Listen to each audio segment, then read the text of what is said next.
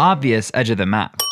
Also, this set has 2 light sources, one for the entrance to K9 University and the willow trees, and another for the campus buildings in the background. I know these garden islands are meant to be dog bones, but from this angle, well, ask your parents, kids. Actually, on second thought, don't.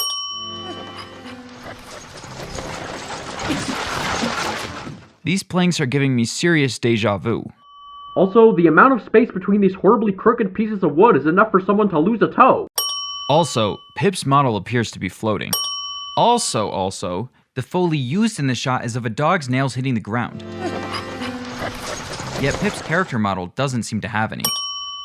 Also, the Foley used for this shot is far too busy for just 5 little puppies. Was there a fully grown mushing dog team just off screen? Guess it's difficult to get puppy pack noises from the stockpile. These puppies have different fur colors, but are otherwise identical. Apparently, this year's Trainer of the Year award was a 5-way tie, and no one bothered to put the winners' names on the certificate.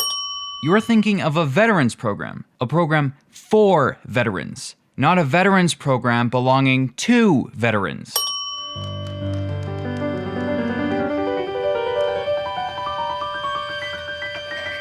Pip's backslide jitters as she comes to a stop under the measuring tool.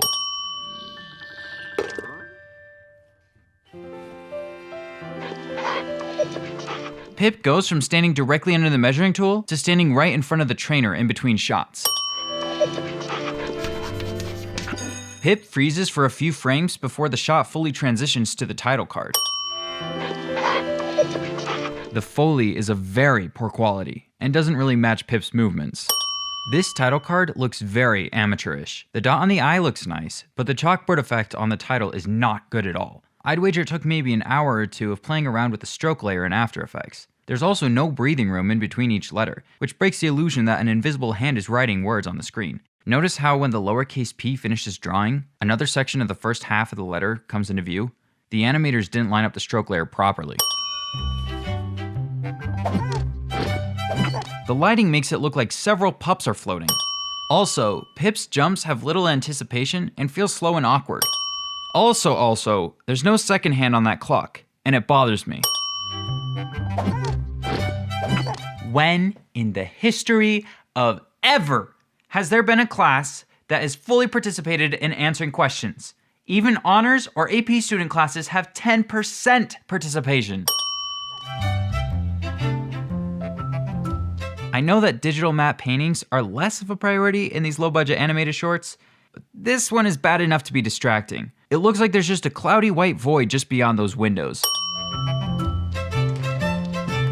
The trainer and Pip end about a foot away from the blue cone before the cut, but then they teleport right next to the blue cone at the beginning of this shot. We might as well take this opportunity to add 3 sins for the rest of the continuity errors.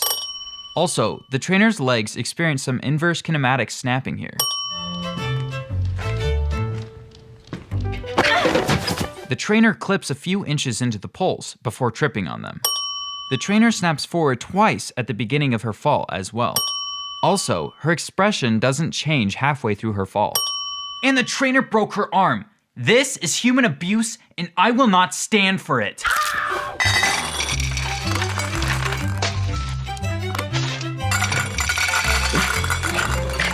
The kibble is way too floaty as it falls from the dispenser. It looks like they used some sort of simulation for this, but left the gravity too low. You can even see some of the kibbles spawn from said simulation clipping into the nozzle. Pip's head squashes around as if it's made of jello. This animation of the trainer walking then falling is reused from the last shot with the poles. Even the snaps are the same. These cones just slide over and stop suddenly after she hits them. Okay, enough's enough. 5 sins for the distractingly low quality stock sound effects and Foley. All the dog's paw pads are completely smooth, looking almost plastic-like. So evil that Pip herself is horrified. Now the trainer has a broken ankle to go along with her broken arm. The trash can lids don't react to the trainer's tripping on them. The headmaster's desk takes a whole 3 frames to react after the trainer falls into it.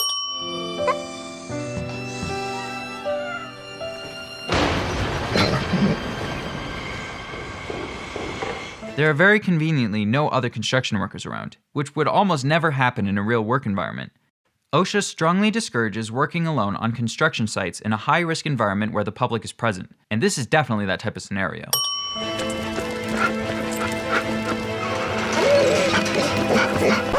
Where did these other pups come from? Shouldn't they have been inside for the award ceremony?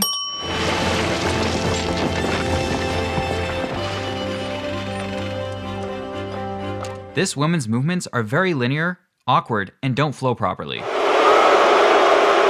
it's not because she's blind, she's just very badly animated.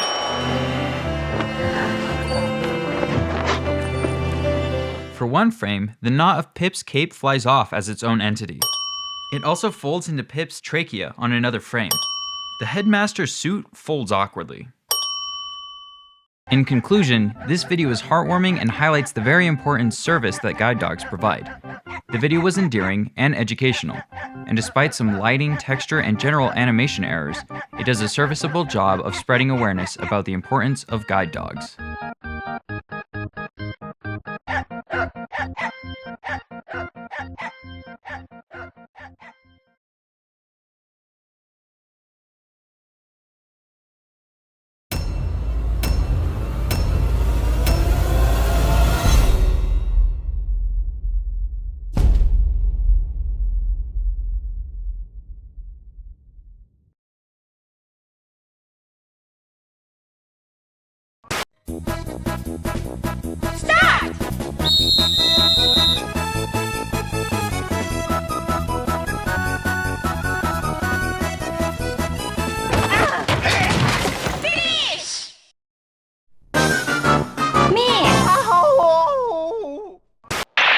We interrupt this program to bring you Courage, the Cowardly Dog Show, starring Courage, the